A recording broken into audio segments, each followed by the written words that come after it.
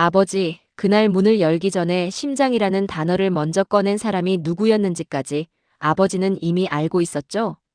그 질문이 이상철의 목을 한 번 더 조여왔는데요. 이상철은 대답을 못했습니다. 못한 게 아니라 하면 무너질 걸 알아서 입술을 붙잡은 거였어요. 이상철은 원래 크게 화내고 크게 웃는 사람처럼 보이지만 진짜로 버틸 힘이 다 빠질 때는 말이 짧아지거든요.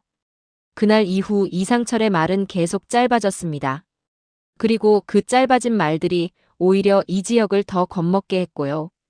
사무실 문 앞 아버지와 도시락, 그리고 엿들은 진실이 터지는 방식.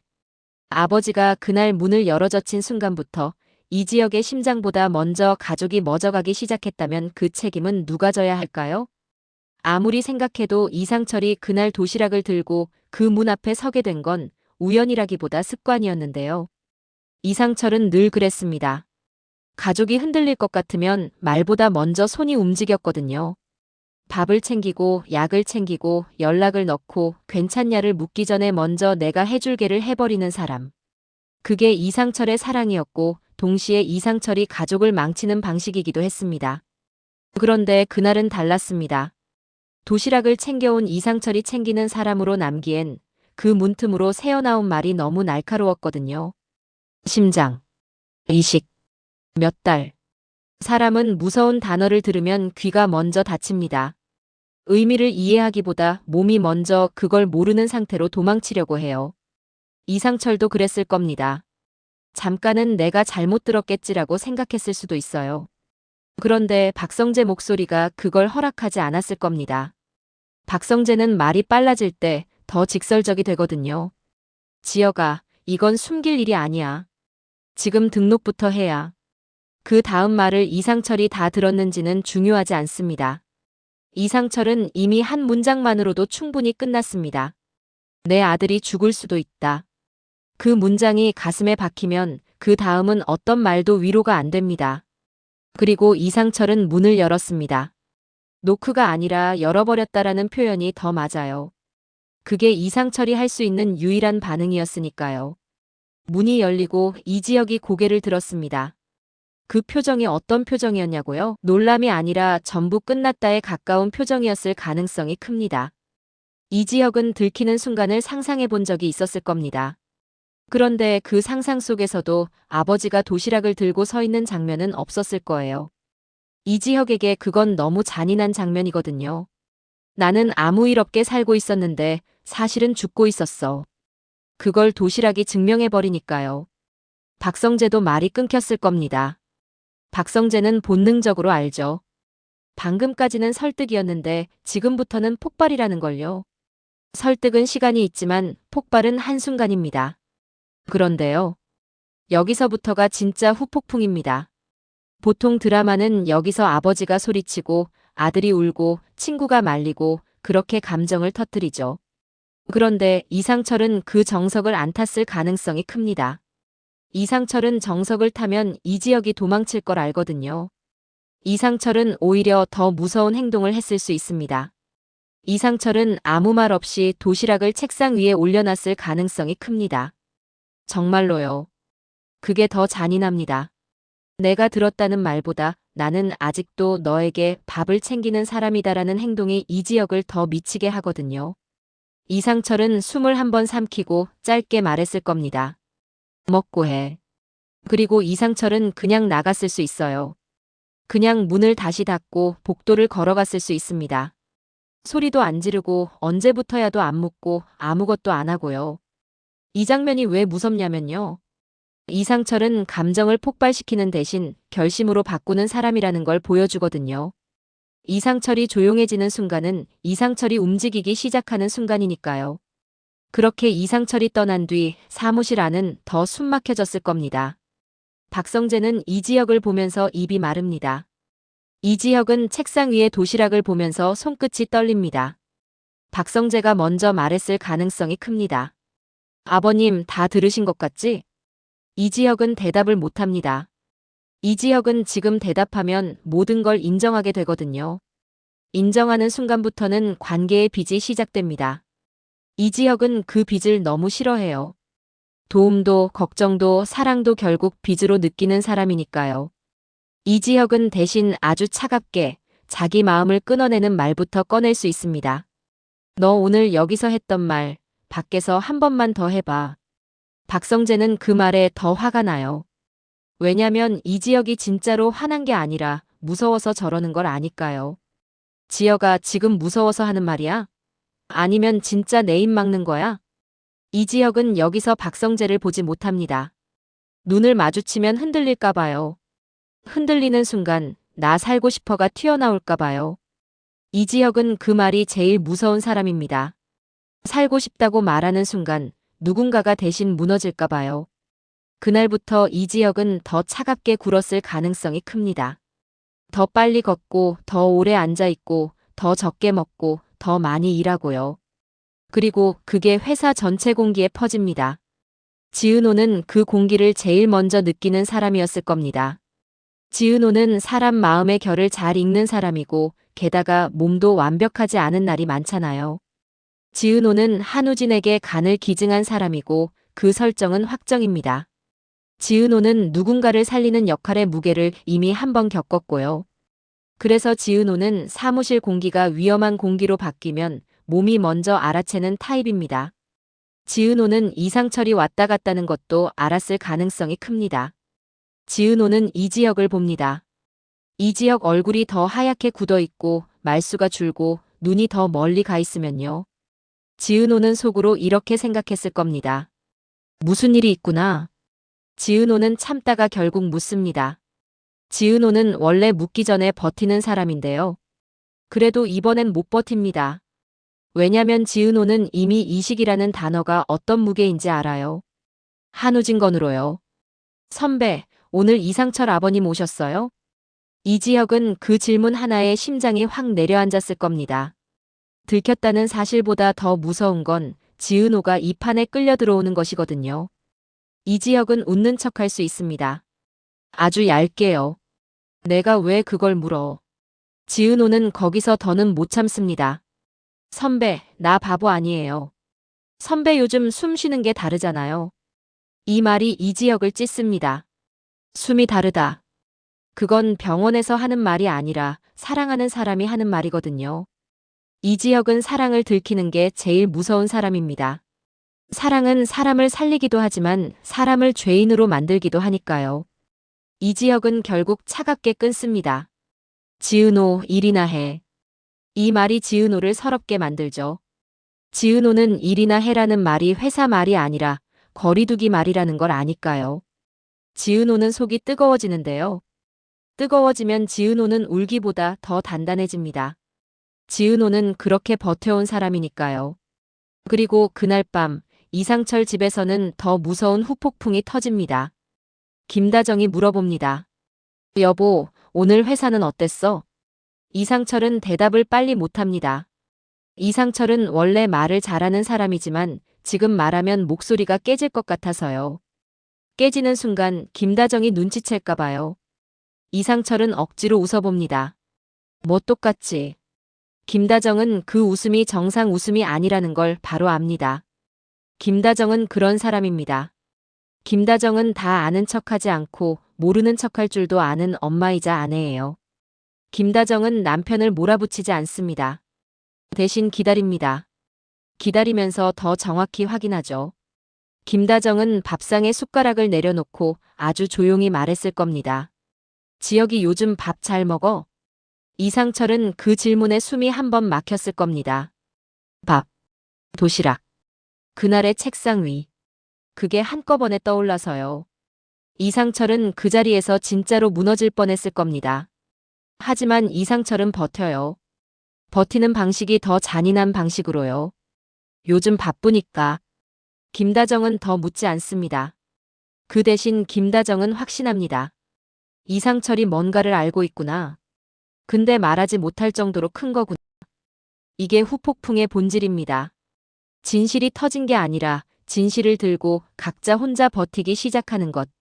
이상철은 이상철대로, 이지혁은 이지혁대로, 박성재는 박성재대로, 지은호는 지은호대로. 각자가 나만 무너지면 된다고 착각하는 순간부터 가족과 관계는 더 큰 폭발로 가거든요. 그날 이후 이지혁이 더 차갑게 굴수록 관계는 더 위험해진다. 사람은 들키면 보통 붙잡히는데요. 이지혁은 반대로 더 밀어냅니다. 그게 이지혁이 살아온 방식이었으니까요. 그날 저녁 이지혁은 아무 일 없다는 듯 일을 더 잡았을 겁니다.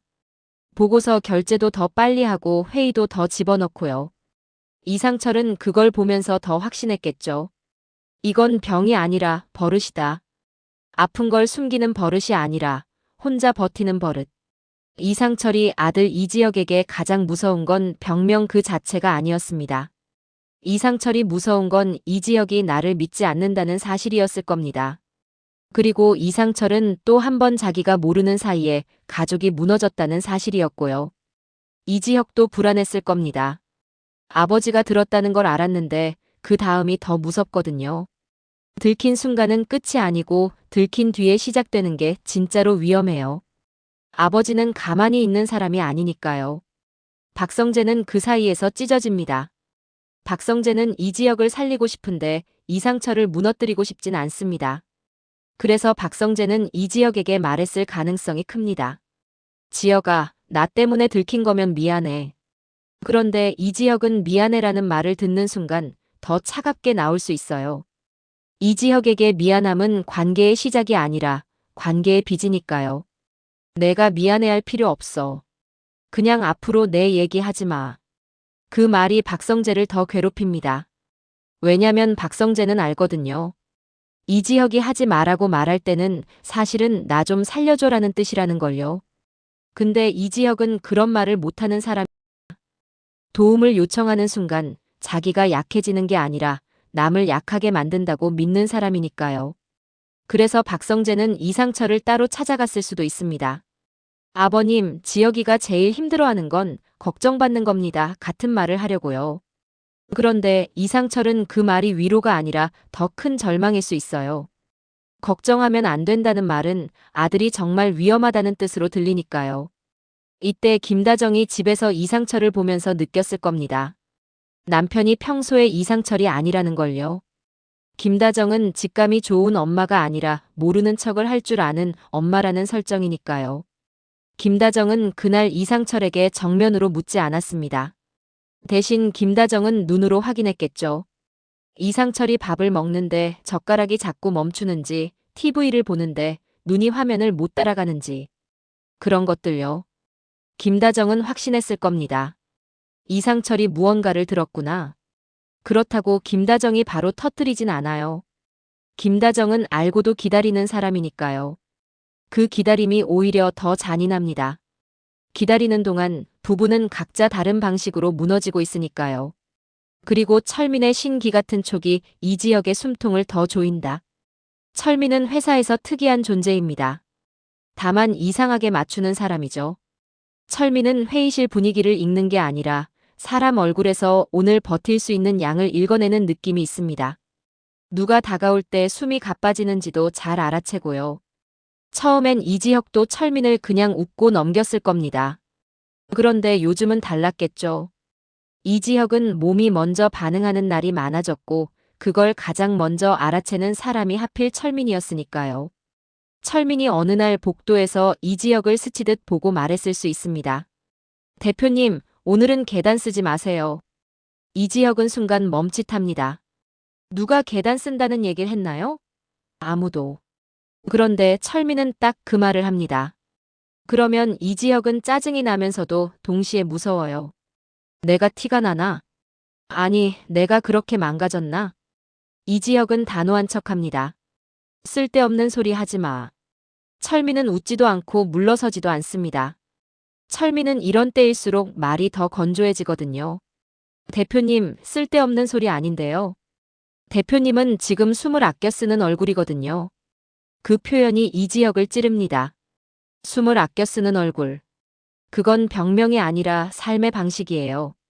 이지혁은 자기 삶의 방식이 들킨 걸 제일 싫어하거든요. 그리고 철민은 여기서 한 번 더 위험한 말을 던질 수 있습니다. 살 수는 있어요. 근데 대표님 살았을 때 더 괴로운 일이 생겨요. 대표님이 원래 제일 싫어하는 종류의 괴로움. 이지혁은 그 말이 싫어서 웃어넘기려다 실패합니다. 뭔데? 철민은 잠깐 망설였다가 말합니다. 철민은 원래 말을 아끼는 사람인데 이지혁이 너무 위태로워 보이면 말이 튀어나옵니다. 대표님, 누가 주는지 모르는 심장은 그냥 선물처럼 오지 않아요. 요즘은 특히요. 누가 그걸 옮겨놓는 손이 있거든요. 이지혁은 바로 반박하려 합니다. 하지만 이지혁은 이미 알고 있어요. 외부 확인 같은 절차가 있다는 걸. 그리고 그 절차가 순수한 의료가 아니라는 것도요. 철민은 마치 결론처럼 말할 수 있습니다. 대표님, 아버님 지금 움직이기 시작했어요. 대표님이 막을 수 있는 속도가 아니에요. 그 말이 이지혁의 가슴을 더 조입니다. 이지혁은 여기서 제일 무서워합니다. 아버지가 움직이는 순간 아버지가 착한 아버지로 남지 못할 수 있으니까요. 이지혁은 철민에게 화를 낼 수도 있어요. 너 왜 그런 말까지 해? 철민은 그때 아주 조용히 말합니다. 대표님, 전 그냥 대표님이 살아서 눈 뜨는 걸 보고 싶어서요. 근데 대표님은 살아도 누군가의 눈을 못 보게 될 수도 있어요. 이게 공포형 떡밥의 핵심입니다. 살 수 있냐가 아니라 살면 무엇을 보게 되냐로 질문을 바꿔버리는 말이거든요. 박진석이 고성희와 이혼하지 않는 진짜 이유가 감정이 아니라 덧친 구조입니다. 박진석이 고성희를 내쫓고도 이혼을 하지 않는 건 단순한 자존심 싸움으로 보이지만요. 박진석 같은 사람은 자존심으로 움직이기보다 구조로 움직입니다. 박진석이 고성희를 이혼으로 풀어주면 고성희는 피해자로 등장할 수 있어요. 고성희는 그 피해자 프레임을 잡는 순간 여론을 돈으로 바꾸고 동정을 줄로 바꾸고 줄을 힘으로 바꾸는 사람입니다. 박진석은 그걸 너무 잘 압니다. 그래서 박진석은 고성희를 밖으로는 내보내되 법적으로는 묶어둡니다. 고성희가 움직일수록 배우자라는 흔적이 남게 만들고 그 흔적이 남을수록 박진석은 더 많은 명분을 갖게 됩니다. 박진석에게 이혼은 끝이 아니라 고성희에게 탈출구가 될 수 있는 선택지예요. 박진석은 고성희에게 탈출구를 주지 않습니다.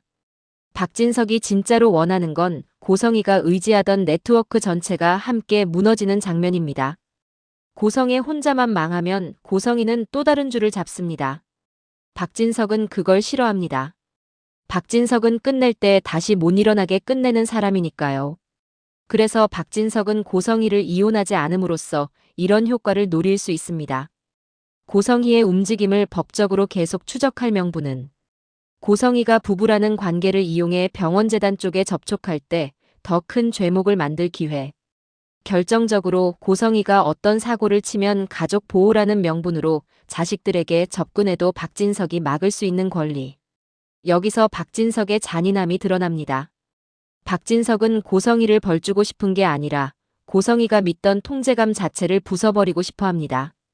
고성희는 내가 움직이면 세상이 움직인다고 믿는 사람이고요. 박진석은 그 믿음을 파괴하는 걸 복수라고 생각합니다. 그래서 박진석은 고성희에게는 차갑게 굴면서도 동시에 이상할 정도로 아무렇지 않게 굴 수도 있습니다. 가끔은 짐 잘 받았냐 같은 말을 던지고요. 그게 고성희를 더 미치게 합니다. 고성희는 자신을 무시하는 태도에 제일 약하니까요. 영나와 한우진이 박진석 편이 되는 과정은 정치가 아니라 생존입니다. 박영나가 박진석 편에 서는 건 쉬운 선택이 아닙니다.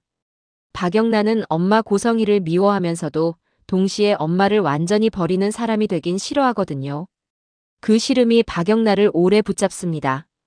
그런데 고성희가 박영나를 딸이 아니라 방패로 쓰는 순간 박영나는 마음이 갈라지기 시작합니다. 고성희가 박영나 작업실로 찾아와 이런 식으로 말할 수 있겠죠. 영나야, 엄마 지금 숨이 막혀. 내가 좀 도와줘야겠다. 박영나는 그 말이 부탁이 아니라 명령처럼 느껴집니다. 박영나는 결국 숨을 삼키며 묻습니다. 도와달라는 게 뭔데요? 고성희는 여기서 우회합니다. 고성희는 직접적인 강요를 강요처럼 말하지 않아요. 내가 너한테 해준 게 있잖니. 너도 엄마 편 한번 들어줘야지. 이게 박영나를 가장 괴롭히는 말입니다. 은혜라는 이름으로 사람을 묶어버리는 말이니까요. 박영나는 흔들립니다. 미워하는데도 마음 한쪽이 무너지는 게 박영나의 약점이에요. 그런데 그때 이지환이 들어옵니다. 이지환은 박영나에게 예쁜 위로를 하지 않습니다. 이지환은 오히려 차갑게 현실을 정리해줍니다. 영나야, 지금 흔들리면 엄마는 더 깊게 들어올 거야. 박영나가 울컥합니다. 그럼 내가 어떻게 해야 하는데? 엄마인데 엄마잖아. 이지환은 단어를 고릅니다. 박영나가 무너지지 않게, 그러나 도망치지 않게. 엄마라는 단어가 영나 너를 죄인으로 만들게 두지 마. 이 말이 박영나를 붙잡습니다. 박영나는 내가 나쁜 딸인가라는 질문에서 잠깐 벗어날 수 있으니까요. 한편 한우진은 다릅니다. 한우진은 지은호의 간을 받고 살아남았고 그 사실이 이미 확정된 설정이죠. 한우진은 그 이후로 살아있는 게 빚이라는 감각을 갖고 있습니다. 그래서 한우진은 누군가를 이용해 살려는 사람을 더 못 참을 가능성이 큽니다. 고성이가 한우진을 찾는 건 결국 돈과 줄 때문인데요. 한우진은 그걸 느끼는 순간 분노가 먼저 올라옵니다. 날 찾는 게 보고 싶어서가 아니라 필요해서잖아요. 고성이는 그 말에 오히려 부드럽게 나올 수 있습니다. 우진아, 엄마는 널 잃을까봐. 하지만 한우진은 알아요. 고성이는 잃는 게 무서운 게 아니라 통제를 잃는 게 무서운 사람이라는 걸요. 여기서 박진석이 한우진에게 접근합니다. 박진석은 한우진을 달래지도 죄책감에 기대지도 않습니다. 박진석은 오히려 한우진에게 선택권을 줍니다. 내가 고성이를 맡고 싶으면 혼자 하지 마. 한우진은 당연히 의심합니다. 회장님이 왜요? 박진석은 대답을 길게 하지 않을 수 있어요. 내가 끝내야 할 일이니까. 이 짧은 말이 오히려 믿음을 만들기도 합니다. 거짓말을 예쁘게 꾸미지 않는 사람의 말처럼 들리니까요. 그리고 결정적 순간은 박진석이 지은호 이름을 꺼낼 때입니다. 한우진에게 지은호는 단순한 쌍둥이가 아니라 생명 자체를 건넨 사람이고요. 한우진은 그 사실이 평생의 빚이자 평생의 공포이기도 합니다. 지은호가 또 다치면 나는 살아있을 자격이 없다 같은 극단적인 감정도 한우진 안에 있을 수 있거든요. 박진석이 말합니다. 고성이가 다음에 건드릴 사람 지은호일 수도 있다. 그 한 문장에 한우진의 눈빛이 바뀝니다. 복수가 아니라 보호로요. 그럼 내가 먼저 맞겠습니다. 이렇게 한우진은 박진석 편이 됩니다. 박영란은 이지환의 말로 마음을 다잡고 한우진은 지은호 때문에 칼을 쥐고요. 둘은 동기가 다르지만 결론은 같습니다. 고성이가 우리를 동시에 흔들게 두면 끝난다. 고성희의 딸아들 동시 압박은 마지막 발악이 아니라 마지막 기술입니다. 고성이는 돈이 끊기면 울지 않습니다. 고성이는 돈이 끊기면 더 또렷해집니다. 왜냐면 고성희에게 돈은 수단이었고 진짜 무기는 사람의 마음이니까요. 고성희는 마음을 흔드는 법을 배운 사람이 아니라 마음을 흔들며 살아남은 사람입니다. 고성희가 마지막 발악으로 선택하는 전략은 단순합니다. 딸과 아들을 동시에 눌러서 서로를 죄인으로 만들기. 고성희가 먼저 박영나에게 접근하는 방식은 피해자 톤입니다. 박영나가 흔들리는 지점은 엄마를 미워하면서도 내가 너무 잔인한 딸인가를 두려워하는 거니까요. 고성희는 이렇게 말할 수 있습니다. 영나야, 엄마가 너한테 부탁하는 게 아니라 정말 살려달라고 하는 거야. 이 첫 문장은 무조건 부탁처럼 시작해야 합니다. 고성희는 초반부터 명령하면 박영나가 도망갈 걸 알아요. 그래서 고성희는 숨을 가늘게 떨면서 목소리를 조금 부서지게 만들어 말합니다. 내 아빠가 나 숨통만 남기고 다 끊었어. 너도 알잖아. 엄마가 지금 어디에 기대야 하는지. 박영란은 그 말에 죄책감이 올라옵니다. 기대야 한다라는 말이 내가 책임져로 들리거든요. 박영나가 버티며 말합니다. 엄마, 나도 힘들어요. 나도 지금 나만의 삶이. 그러면 고성희는 여기서 엄마 카드를 씁니다. 고성희는 울음을 참는 목소리로 아주 정확히 박영나 심장을 찌르는 말을 합니다. 영나야, 엄마가 너 키운 거 그거 내 인생의 빚이야? 아니면 그냥 없던 일이야? 이 말은 박영나에게 칼입니다. 왜냐면 박영나는 엄마를 미워해도 키워준 시간을 부정하는 사람은 아니거든요. 고성희는 그 약점을 빚으로 바꿉니다. 고성희가 여기서 바로 요구사항을 던지면 너무 노골적이라 실패합니다. 그러니까 고성희는 한 번 더 부드럽게 요구를 걱정처럼 포장합니다. 엄마가 지금 가만히 있으면 나 진짜로 망가져. 망가지면 엄마는 내가 제일 싫어하는 방식으로라도 살아남을 거야. 이 말의 의미는 사실 협박입니다. 내가 망가지면 너도 안전하지 않아라는 뜻이거든요. 근데 고성이는 그걸 엄마가 불쌍해서라는 톤으로 말합니다. 박영나가 가장 견디기 힘든 방식이에요. 그리고 거의 동시에 고성이는 한우진에게는 전혀 다른 톤으로 갑니다. 한우진에게는 감정이 아니라 공포로 눌러야 합니다. 한우진은 지은호의 간을 받고 살아남은 이후 몸이 흔들릴 때마다 내가 또 무너질까라는 공포가 올라오거든요. 고성이는 그 공포를 건드립니다. 고성이는 한우진에게 이렇게 보낼 수 있습니다. 우진아, 너 약 끊으면 큰일 나. 너 몸 상태 엄마가 모를 줄 알아? 여기서 핵심은 엄마가 모를 줄 알아? 입니다. 고성이는 감시와 접근 가능성을 동시에 보여줘야 해요. 한우진이 제일 싫어하는 건 고성이가 아직도 자기 몸에 손 뻗을 수 있다는 느낌이니까요. 한우진이 화를 내며 전화를 걸 수도 있죠. 당신이 뭘 안다고. 내 몸에 손대지 마. 그러면 고성이는 여기서 웃지 않습니다. 고성이는 화를 내면 한우진이 끊어버릴 걸 알거든요. 고성이는 오히려 조용하게 아주 낮게 말합니다. 손댄 적 없지. 근데 손 뗄 수는 있어. 우진아, 엄마는 아직 줄이 남아. 줄이 남아라는 말은 그 자체로 협박입니다. 그리고 고성이는 마지막으로 한우진을 묶는 말을 합니다. 영나가 요즘 이상해. 너도 느끼지? 내 아빠 편에 붙었어. 이 말은 한우진의 분노를 다른 방향으로 돌리는 기술입니다. 나를 미워해라는 전선에서 영나가 배신했어라는 전선으로 바꾸는 거죠. 한우진이 흔들릴 수 있습니다. 한우진은 박영나를 완전히 이해하진 못해도 박영나가 다치면 안 된다고 느낄 수 있어요. 고성이는 그걸 이용합니다. 고성이는 여기서 결정적인 동시 압박 문장을 완성합니다. 이건 고성이가 가장 잘하는 말입니다. 가족을 지킨다는 말로 가족을 망가뜨리는 말. 고성이는 박영나에게 이렇게 말할 수 있습니다. 영나야, 내가 엄마 외면하면 우진이까지 흔들린다. 너 그거 감당할 수 있어? 그리고 한우진에게는 이렇게 말할 수 있습니다. 우진아, 내가 엄마를 적으로 돌리면 영나가 제일 먼저 다친다. 엄마는 그렇게 되고 싶지 않아. 여기서 고성희의 대사는 완전히 잔인합니다. 그렇게 되고 싶지 않아라고 말하지만 사실은 그렇게 만들 수 있어라고 말하는 거니까요. 고성희는 마지막으로 둘을 동시에 불러낼 수도 있습니다. 예를 들어 만나서 얘기하자고요. 그 자리가 더 무서운 이유는 고성희가 둘을 눈앞에서 비교하고 줄 세우기 때문입니다. 고성희가 한자리에서 이런 말을 할 수 있습니다. 너희 둘 다 엄마 편에 설 필요는 없어. 단 하나만 하면 돼. 내 아빠가 무슨 짓을 하는지만 엄마한테 알려줘. 이건 사실상 스파이 요구죠. 하지만 고성희는 그것을 엄마를 지키는 행동처럼 포장합니다. 박영나가 떨리는 목소리로 말합니다. 엄마, 왜 우리를 이렇게까지. 고성희는 여기서 울먹이는 척하면서도 칼을 숨기지 않습니다.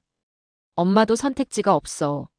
내 아빠가 엄마를 사람 취급 안 하잖아. 그리고 바로 다음 문장에 고성희가 진짜 본색을 넣습니다. 그러니까 엄마도 사람 목숨 걸린 판을 뒤집을 수밖에 없어.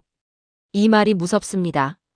고성희가 목숨이라는 단어를 쉽게 꺼내는 순간 시청자는 직감하죠. 고성희가 정말로 이 지역의 심장이식 판을 건드릴 수도 있겠구나. 여기서 한우진이 참지 못하고 터질 수 있습니다. 그 판에 지은호 끌어들이면 난 가만 안 있어. 고성희는 한우진이 지은호 이름을 꺼내는 걸 기다렸을지도 모릅니다.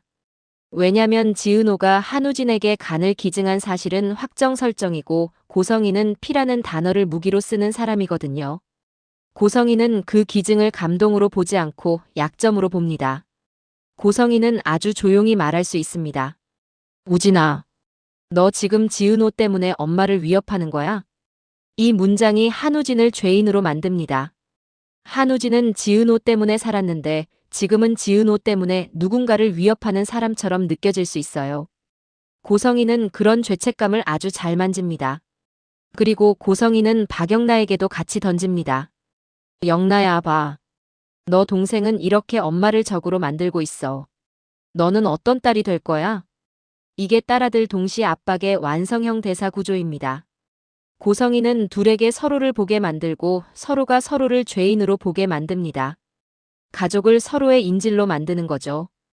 이 압박이 성공할 뻔한 순간 박영란은 이지환에게 무너진 목소리로 말할 수 있습니다.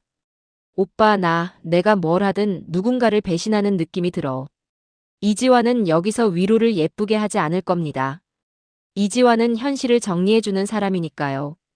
영나야, 그건 너가 나쁜 사람이어서가 아니라 고성애 씨가 선택을 죄로 만들어버렸기 때문입니다. 박영란은 그 말을 듣고서야 숨을 조금 쉴 수 있습니다. 그리고 그 숨이 박영나가 박진석 편으로 이동하는 결정의 시작이 됩니다. 한우진도 마찬가지입니다. 한우진은 지은호를 지키려면 혼자 싸우면 안 된다는 걸 인정하게 됩니다. 한우진도 지은호에게 직접 말하지 못할 겁니다. 지은호를 걱정시키는 순간 지은호가 또 살리는 사람이 될까 봐요. 지은호는 이미 한우진을 살렸고 그 설정은 확정이니까요. 지은호는 다시 누군가를 살려야 하는 상황에 놓이면 본능적으로 뛰어들 사람이기도 합니다. 한우진은 그걸 막고 싶어서 혼자 끙끙댈 수 있어요. 이렇게 고성희의 동시 압박은 성공할 뻔합니다. 둘이 동시에 흔들리니까요. 하지만 여기서 반전이 생깁니다. 박영나와 한우진이 각자 혼자 해결하려다 결국 같은 결론에 도착합니다. 혼자면 진다. 그래서 둘은 박진석에게 갑니다. 박진석은 그 순간 표정이 거의 안 변하는데요. 마음속에서는 확신이 쌓입니다. 고성희가 더 크게 움직이기 시작했다. 이제 증거가 스스로 튀어나올 것이다. 아버지는 살리려고 했는데 그게 누군가를 밀어내는 손이 될 수도 있다. 이상철은 며칠을 참았을 겁니다. 처음엔 정석으로 해결하려고 했겠죠. 병원 예약을 잡고 교수 라인을 알아보고 이 지역 건강검진 기록을 어떻게든 확인하려고 하고요. 근데 이상철은 금방 깨닫습니다. 이건 정석이 해결하는 속도가 아니에요. 이상철이 가장 먼저 한 일은 의외로 이 지역에게 따져 묻는 게 아니었을 가능성이 큽니다. 따져 묻는 순간 이 지역이 더 숨을 거라는 걸 아니까요. 그래서 이상철은 사람을 건드립니다. 이상철의 방식은 늘 그랬습니다. 말로 설득하기보다 판을 먼저 움직입니다. 이상철은 회사에서 조용히 인사팀 쪽 사람에게 접근했을 수 있습니다. 아주 사소한 핑계를 댑니다. 지역이 요즘 건강검진 언제 했지? 상대가 당황하면 이상철은 웃으며 덮습니다. 내가 아버지라서 좀 챙기려고. 여기까지는 합법적인 걱정처럼 보일 수 있어요. 근데 이상철은 여기서 멈추지 않습니다. 이상철은 결국 기록으로 가요. 이상철은 기록이 있다는 걸 압니다. 회사 보험, 임원 검진, 협력병원, 그런데 다 흔적이 남습니다. 이상철이 그 흔적을 건드리는 순간 이상철은 이미 선을 넘기 시작한 겁니다. 그 다음은 병원입니다. 이상철은 병원에 전화를 하는데요. 그냥 예약을 묻는 톤이 아닙니다. 이상철은 확인을 요구하는 톤이 됩니다. 전화 받는 직원이 매뉴얼대로 말하면 이상철은 목소리가 낮아집니다. 내가 누구인지 알고 얘기합시다. 이상철은 이런 말을 하고 싶어서 하는 사람이 아닙니다. 이상철은 이런 말을 하는 순간 자기가 싫어집니다.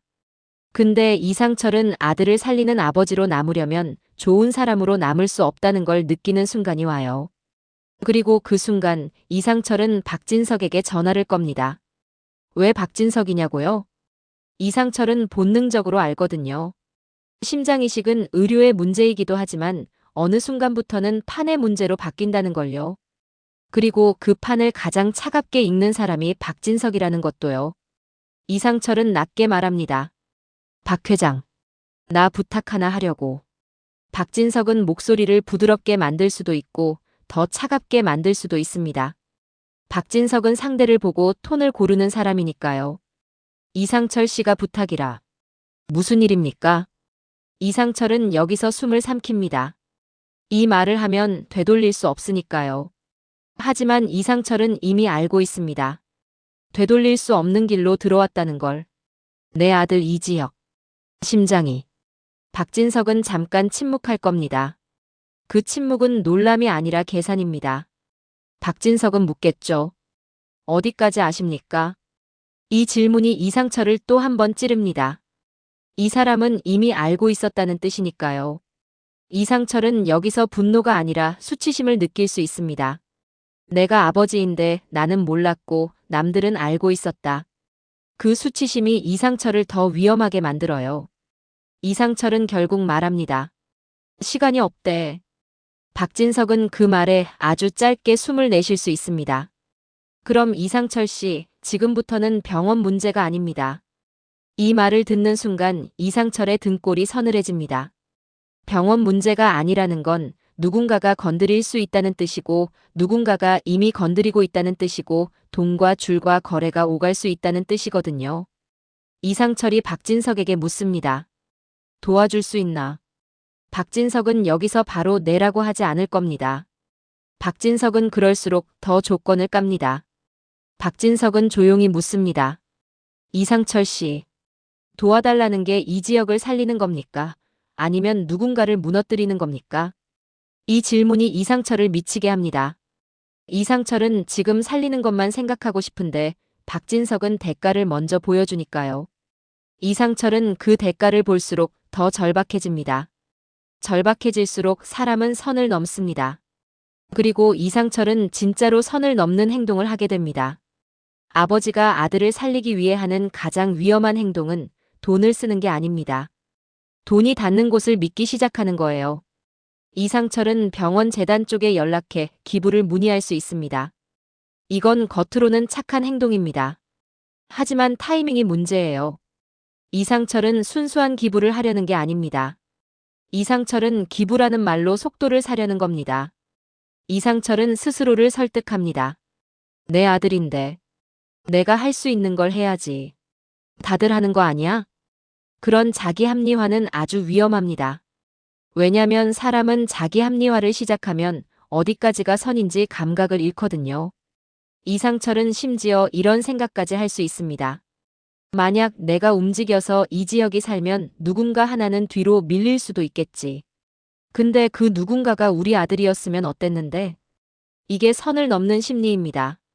죄책감이 아니라 내가 당할 뻔했던 일을 남이 당해도 된다로 바뀌는 순간이요. 이상철은 결국 박진석을 만나러 가게 됩니다. 둘이 마주 앉았을 때 이상철은 처음으로 박진석이 무서운 사람이라는 걸 뼈로 느낄 수 있어요. 박진석은 이상철의 절박함을 위로하지 않습니다. 박진석은 절박함을 도구로 씁니다. 박진석이 말합니다. 이상철 씨, 이 지역 살리려면 누군가 움직인 흔적을 먼저 잡아야 합니다. 이상철은 묻습니다. 무슨 흔적? 박진석은 한 단어를 꺼낼 수 있죠. 외부. 외부 확인. 외부 조율. 외부 라인. 이 단어가 나오면 이상철은 깨닫습니다. 내가 지금 들어가려는 곳은 의학이 아니라 권력이다. 그때 이상철이 흔들릴 수 있습니다. 내가 아들을 살리려다 아들이 나를 증오하게 될지도 모른다는 공포. 이상철은 그런 공포를 견디지 못할 것 같아서 더 빨리 움직입니다. 이상하죠? 근데 사람은 공포를 느끼면 멈추는 사람이 있고 더 빨리 달리는 사람이 있어요. 이상철은 후자입니다. 멈추면 무너질까 봐요. 이상철은 박진석에게 단도직입적으로 말할 수 있습니다. 박 회장, 나 더러워져도 상관없어. 내 아들만 살려. 이 한마디가 이상철의 선 넘는 선언입니다. 말하는 순간 이상철은 스스로를 혐오할 수도 있습니다. 근데 혐오보다 더 큰 게 있죠. 살아야 한다는 강박.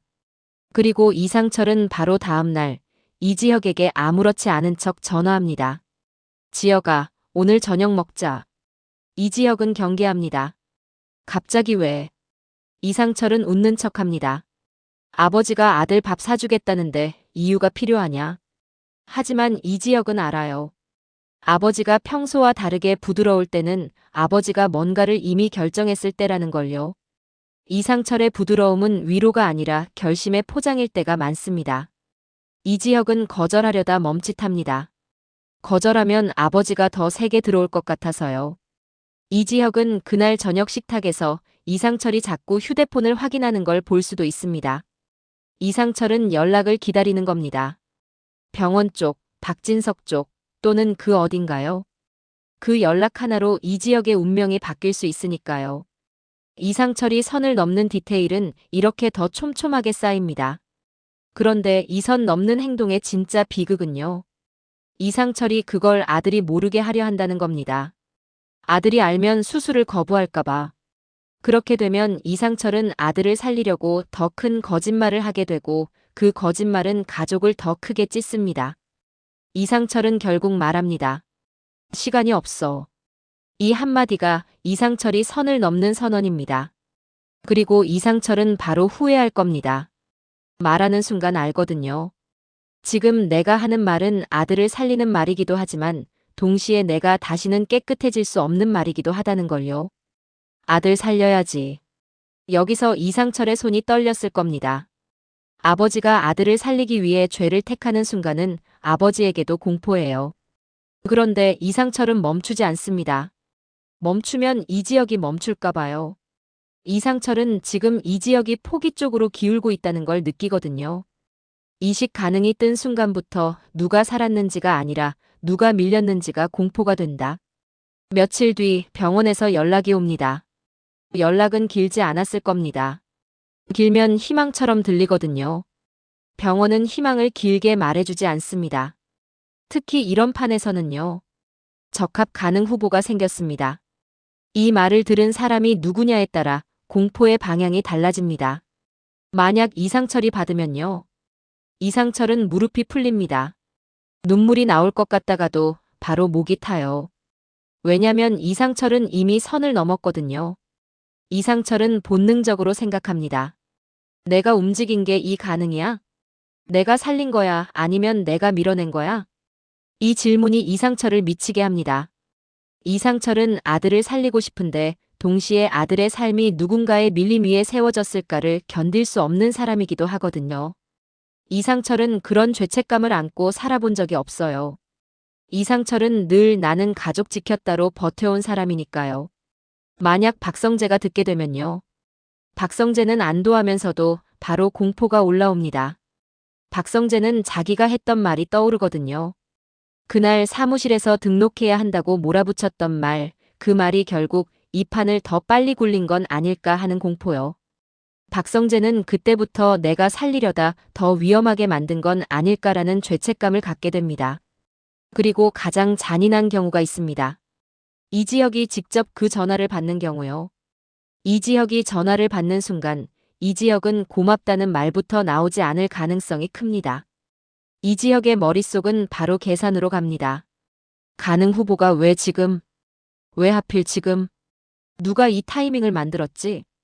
그리고 병원은 덧붙입니다. 이 한 문장이 모든 걸 바꿉니다. 다만 외부 확인 절차가 진행돼야 합니다. 외부 확인. 절차처럼 들리는데요. 이지혁에게는 거래가 붙었다로 들립니다. 이상철에게는 내가 건드릴 수 있는 구간으로 들립니다. 박진석에게는 덫이 닫히는 구간으로 들립니다. 고성희에게는 마지막으로 손 뗄 수 있는 구간으로 들립니다. 즉, 가능이 떴는데 아무도 기뻐하지 못합니다. 왜냐면 지금부터는 의학이 아니라 사람이 움직이는 시간이니까요. 여기서 철민이 다시 등장합니다. 철민은 신내림은 아니지만 신기가 있는 사람으로 설정되어 있고요. 철민은 이런 때 이상하게 정확한 말을 툭 던집니다. 철민이 이지혁을 보고 말할 수 있습니다. 대표님 떴네요. 이지혁이 날카롭게 반응합니다. 너 도대체 뭘 알고 있는 거야? 철민은 대답을 길게 하지 않습니다. 철민은 길게 말하면 더 무섭다는 걸 아는 사람이거든요. 살 수 있어요. 근데 대표님이 살면 대표님이 제일 싫어하는 질문이 따라와요. 이지혁은 그 질문이 뭔지 이미 압니다. 알면서도 묻습니다. 사람은 무서운 걸 확인하고 싶어 하니까요. 무슨 질문? 철민은 숨을 한번 고르고 아주 낮게 말합니다. 누가 밀렸는지요? 누가 밀렸는지라는 말은 누가 죽었는지보다 더 잔인합니다. 죽음은 원래 예정된 것처럼 포장될 수 있지만 밀림은 누가 손댔다는 뜻이니까요. 이지혁은 그 말을 듣는 순간 숨이 멎을 것 같아집니다. 그리고 그때 고성희가 마지막 발악을 시작합니다. 고성희는 이 외부 확인 절차에 손을 뻗으려 할 수 있어요. 재단 라인, 병원 라인, 옛 인맥, 그 어떤 것으로든요. 고성이는 지금 가진 게 없는데 마지막으로 가진 건 내가 알고 있는 정보와 내가 흔들 수 있는 사람뿐입니다. 고성이는 박영나에게 다시 연락합니다. 이번엔 부드럽지 않습니다. 부드럽게 하면 안 먹히는 단계니까요. 고성이는 오히려 차갑게 말합니다. 영나야, 너 지금 엄마 버리면 너도 다 잃어. 박영나가 떨며 묻습니다. 엄마, 왜 자꾸 나를 협박해요? 고성이는 여기서 협박을 협박이라고 인정하지 않습니다. 고성이는 끝까지 사랑이라고 주장합니다. 협박이 아니라 현실이야. 너는 엄마 없이 못 살아. 내가 그렇게 만들어졌어. 이 문장이 박영나를 깨트릴 뻔합니다. 그렇게 만들어졌다라는 말은 박영나 인생 전체를 엄마가 소유한다는 선언이니까요. 그리고 동시에 고성이는 한우진에게도 메시지를 보냅니다. 한우진에게는 더 단순하고 더 무섭게요. 우진아, 지금 너랑 나 갈라서면 내가 제일 아끼는 사람부터 다친다. 한우진은 그 문장에서 지은호를 떠올립니다. 한우진은 지은호를 직접 끌어들이지 않으려고 버텼는데 고성이가 그걸 알아챈 순간 한우진은 더 위험해집니다. 한우진은 박진석에게 달려가거나 박진석 쪽 인력에게 연락할 수 있습니다. 고성이가 움직입니다. 지금이요. 박진석은 아마 그 말을 듣고도 바로 뛰지 않을 겁니다. 박진석은 이런 순간 오히려 더 차분해집니다. 왜냐면 박진석은 이 순간을 기다렸거든요. 박진석은 아주 낮게 말할 수 있습니다. 움직이게 둬. 더 크게 움직여야 잡힌다. 이 말이 소름이죠. 박진석은 고성이를 막으려는 게 아니라 고성이가 증거를 남기게 하려는 겁니다. 박진석이 이혼하지 않는 이유가 여기에 다시 연결됩니다. 고성이를 법적으로 묶어둔 채 움직임을 죄로 바꿔버리기요. 하지만 이상철은 다릅니다. 이상철은 기다릴 시간이 없습니다.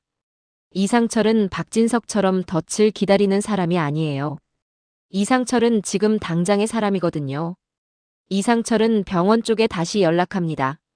그런데 이번엔 목소리가 더 낮고 더 위험합니다. 외부 확인 누가 담당하지?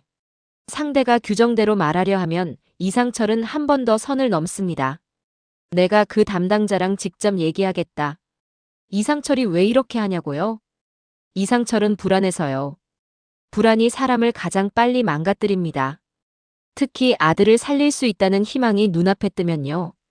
희망은 사람을 더 잔인하게 만듭니다. 더 많은 걸 하게 만들고 더 많은 선을 넘게 하거든요. 이상철은 결국 누군가를 만나게 됩니다. 병원 측 조정 역할을 하는 사람일 수도 있고 재단 쪽 사람일 수도 있습니다. 이상철은 그 자리에서 처음으로 돈이라는 단어를 입에 올릴 뻔합니다. 입에 올리는 순간 이상철은 그 전에 이상철이 아닙니다. 이상철은 목소리를 떨며 말할 수 있어요. 내 아들 살릴 수 있게만 해주면 내가 책임질 게 있다. 상대가 묻습니다. 책임이라는 게 구체적으로 뭡니까? 이 질문에서 이상철은 숨이 멎습니다. 구체적으로 말하는 순간 이건 부탁이 아니라 거래가 되니까요. 근데 이상철은 거래를 하게 될 수도 있습니다. 왜냐면 이상철은 지금 아버지라는 직함 하나로만 버티는 사람이니까요. 그 직함이 사라질 것 같으면 그는 뭐든 붙잡습니다. 바로 그때 병원 전산의 문장이 뜹니다. 적합 가능 아래에 보류가 붙을 수도 있고요. 혹은 추가 확인이 길게 늘어날 수도 있습니다. 이 순간이 진짜 심리적 클라이맥스입니다. 가능이 떠서 사람들을 살려놓고 바로 다음 줄이 사람들을 다시 죽입니다. 이지혁은 그 문장을 보는 순간 철민의 말이 떠오릅니다. 누가 밀렸는지. 이지혁은 여기서 처음으로 살고 싶다는 감정과 살면 무섭다는 감정이 동시에 터집니다. 이지혁은 지은호를 떠올립니다. 지은호는 이미 한우진을 살렸던 사람이고요.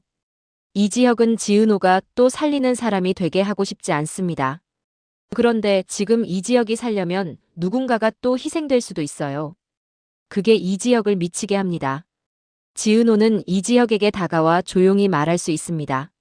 선배, 지금 표정 제발 혼자 하지 마요. 이지혁은 대답을 못합니다. 대답하는 순간 지은호가 더 깊게 들어올까 봐요. 이지혁은 그게 무서워서 지은호를 밀어낼 수 있습니다. 지은호, 너 여기까지 오지 마. 지은호는 그 말에 숨이 턱 막힙니다. 하지만 지은호는 도망치는 사람이 아니에요.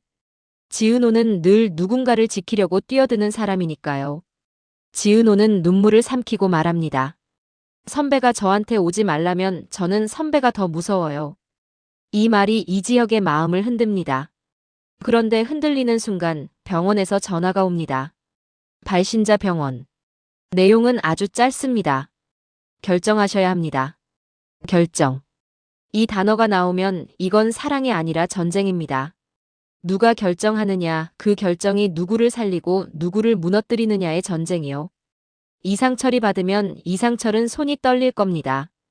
박성재가 받으면 박성재는 숨이 멎을 겁니다. 이지혁이 받으면 이지혁은 먼저 묻고 싶어질 겁니다. 그 심장 누구 겁니까? 그런데 병원은 대답하지 않을 수 있어요. 지금은 아직 말할 수 없다고요. 외부 확인이 끝나야 한다고요.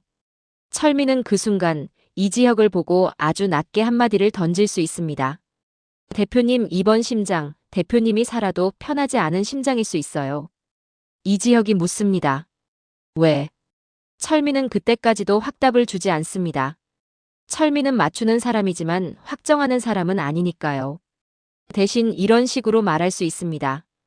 대표님이 제일 미워했던 사람 쪽에서 가장 깨끗한 얼굴로 올 수도 있어서요. 이 말이 남는 순간 시청자는 못 나갑니다. 제일 미워했던 사람이 누구인지 확정하지 않았기 때문이에요. 고성희일 수도 있고 고성희의 윗줄일 수도 있고 박진석이 덫을 닫기 위해 끌어낸 누군가일 수도 있고 혹은 완전히 다른 회사 내부 배신의 결과일 수도 있습니다. 그리고 여기서 마지막 갈고리는 이렇게 끝나야 합니다. 병원 전산 화면이 다시 갱신됩니다. 적합 가능 옆에 작게 표시가 하나 더 붙습니다. 외부 확인 진행 중. 그 아래 누군가의 손이 이미 닿았다는 듯한 기록이 한 줄 더 생깁니다. 상태 변경 요청 접수. 요청. 누가 요청했을까요? 이상철이었을까요? 고성희였을까요?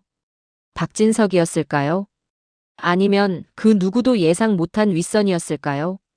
그리고 바로 그때 이지혁의 휴대폰에 문자 하나가 도착합니다. 발신자는 저장되지 않은 번호. 내용은 더 짧습니다. 살고 싶으면 오늘 밤 선택하세요. 이 한 문장이 뜨는 순간 이지혁은 깨닫습니다. 이건 병원이 아니라 누군가의 게임이라는 걸요. 그리고 이 게임은 단 하나만 묻습니다.